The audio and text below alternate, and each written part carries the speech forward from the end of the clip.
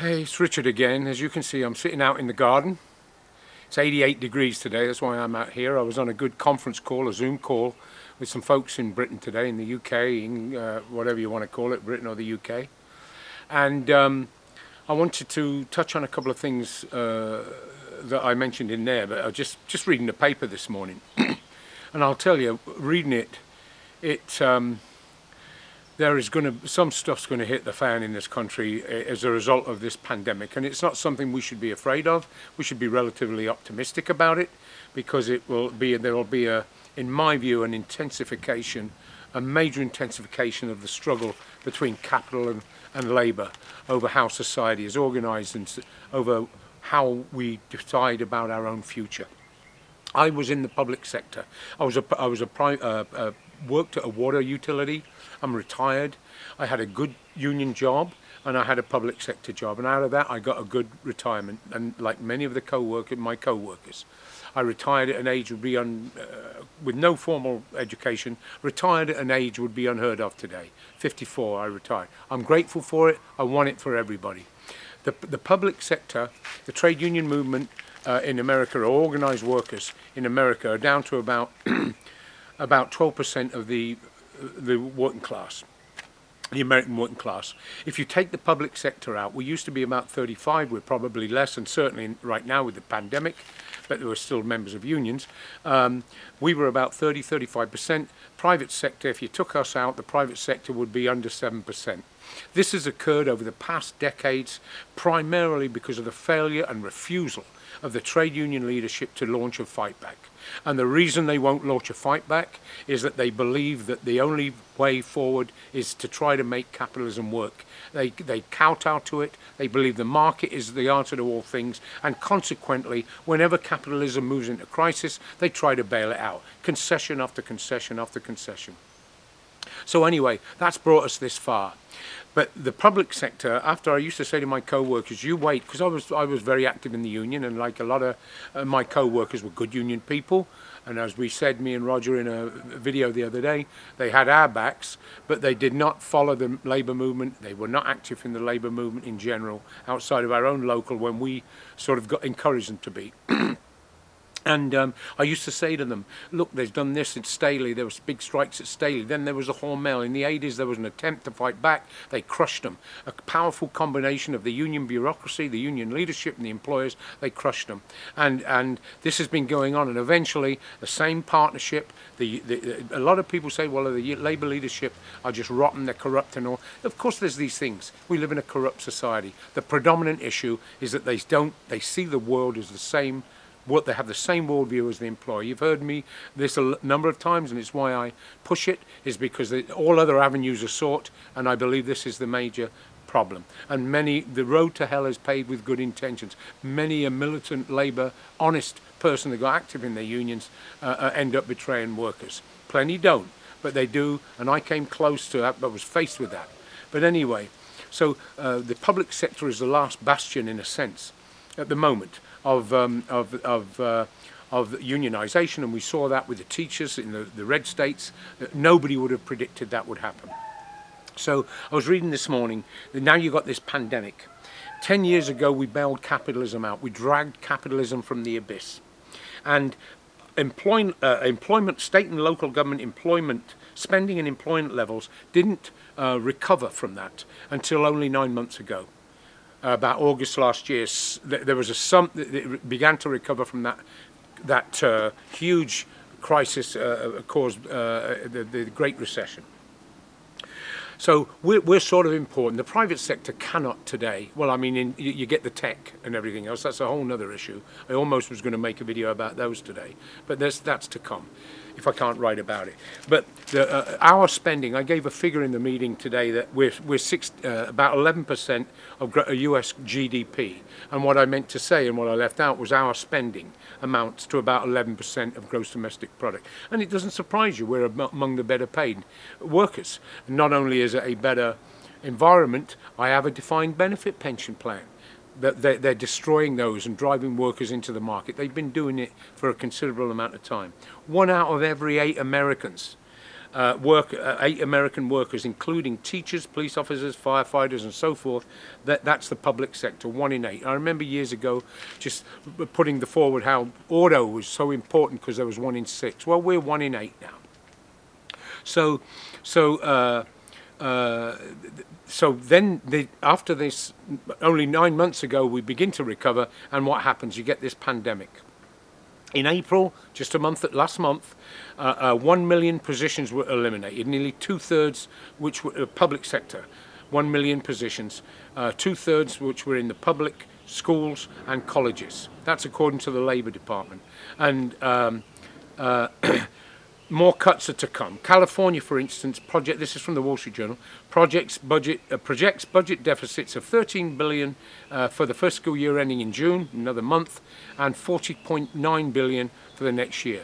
So this is what's happened in the public sector as we go along. And Moody's estimates that they will need to make 500 billion in cuts over the next period. So not only are we to pay for the stimulus, the $2.2 trillion stimulus plan, plenty of it that's gone, as I pointed out this morning, to airlines and big companies. There was an article today that I just saw the headline, didn't have time to read of it, how huge wealthy hospitals got bailed out and everything else. It doesn't surprise us. The American working class understands how rotten they are. Part of the problem is they just figure, well, it's our rotten. And we need to raise and bring back the great militant and socialist consciousness that existed in this country. So, the other interesting thing with the stimulus that's happened here is back in 2009, there was a $275 billion stimulus to states. That ran out in 3 years. And if you recall, follow the news, especially the serious journals of big business, is the first package they gave to small business here, that was just eaten up by big corporations. The little guy was just left out. That's who got that. And there were companies that were employing steel companies, 1,000 workers. They were small business. And in the paper, they wrote about that in the major papers, in the major journals. And they said, well, there was a problem with the wording. No, it wasn't a problem with the wording. It wasn't a goof that they wrote it in there that a steel company with 1,000 members, workers can have be a small business. That was conscious because the two political parties that represent capitalism, Democrats and the Republicans, represent the corporations. Democrats tend to be tech. Republicans tend to be energy. They wrote the bloody rules. So anyway, so that's what we're sort of looking at there. And I would just the last article, the last part of this article, reading about the state and local budgets, is from his name is who he is. I'm not quite sure who he is. I didn't mark his name, but he says we expect it to be at least a decade before the impact of these cuts is restored, maybe longer. So just looking at the public sector, they're not going to pay us those that they are paying forever. They're not going to stimulus forever. Either way, we're going to be paying that stimulus. But there's going to be all of these workers that are not consuming. Then there's the big corporations that are big, the older ones and the ones that were dodgy before this. Not Amazon, that's done well, but JCPenney, J. Crew, Hertz has just gone bankrupt, and so forth. This is what we're looking at up ahead. And as I was reading that, there was one other thing. You see, Trump, we had this discussion this morning. Trump is hoping that firstly, the Democratic Party is just a pathetic. It's not an opposition party at all. And what Trump is hoping for is that to keep the economy going so that he can possibly get re-elected. Now, people asked me this morning, and I've talked to people, and they say, well, what do you think is going to happen? To be quite honest with you, times are so volatile, I don't think we can say what's going to happen. To be sure, we got two parties that are worthless. You had 100 million that didn't vote. You got, if you take the black folks that have traditionally voted for the Democratic Party, they've been abused by that party because they've always figured, as I think I said on a video this morning, the Black Agenda report always used to say, what are they going to do? Vote for the white man's party? Vote for the Republican Party? No way. And that party has been, there's certainly a huge neo-Nazi, fascist, white supremacist, religious Taliban type evangelical Christian element in it. They're not going to vote for them. But so what Trump is doing, he's trying desperately, at the risk of thousands of more deaths, to keep the economy open. They've started to open a little bit today, and Trump is just pushing it. Open the economy, for that reason only. This man does not care about anybody. And he's just threatened now. He's threatened to move the Republican National Convention in June, and you can imagine it's in North Carolina. You can imagine how much money comes into an economy. It's like the Olympics almost, except it doesn't go on it does go on for a week. He's threatened to move that out of state if the state's governor, who's a Democrat, can't guarantee that the event will take place at full capacity. And people abroad have to realize that Democrats, they call Democrats socialists here. I mean, there's such a right-wing element. Socialized medicine, socialists, communists, you know. So Democrats are called the socialists. It's like the socialists want to take all our rights away. And so he's threatened to move to another state to threaten the lives of other people in other states if the governor in North Carolina doesn't guarantee that the event will take place at full capacity. In other words, no social distancing. That's the threat. It's economic terrorism. He's putting American workers' lives on the line in the hope that he can get elected. That's all he cares about. They don't want any he says he doesn't want any coronavirus-related restrictions on the number of attendees. And it's been shown that social distances works. Social distancing works. Sweden has been proved that it's been proved that it works because they didn't have it. It's definitely proved that it works, and he doesn't give a damn and wants to just completely throw that to the wind. North Carolina does allow for some opening of businesses, limited capacity. Mass gatherings are limited to no more than 10 people indoors, 25 people outdoors, to the following, quote, event venues, conference centres, stadiums, sports arenas, amphitheatres and groups at parks or beaches. That's what the governor is saying. Trump is just basically saying, okay, I don't know what the income would be, we're out of here. And he's probably going to go to some right-wing state, desperate people in it, or what have you, and some of his flunkies that support him, and he's going to put everybody's life at risk. Actually, not just the state, the whole nation, because of the possibility of a resurgence. We don't know of a resurgence of the virus. And as Jack pointed out, a friend who supports the blog and writes on the blog sometimes and participates in our discussions weekly, that even those that survive from the coronavirus end up with serious respiratory diseases. And so anyway, just that little snippet I've given here, it strengthens my optimism.